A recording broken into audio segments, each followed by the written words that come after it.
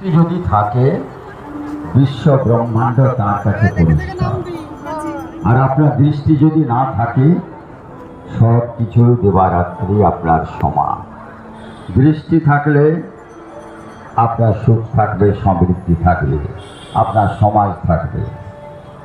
আর সমাজ থাকলে আপনি উল্লাস, আনন্দ, ফুর্তি সব কিছু করতে পারবেন।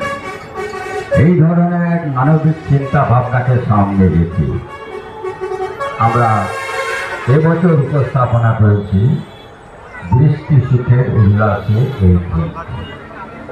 যারা দেখেছেন বিভিন্ন দূর দূরান্ত থেকে আমাদের কাছে বলে যাচ্ছেন ভারী সুন্দর একটি দিন, কোথাও চলে আসে।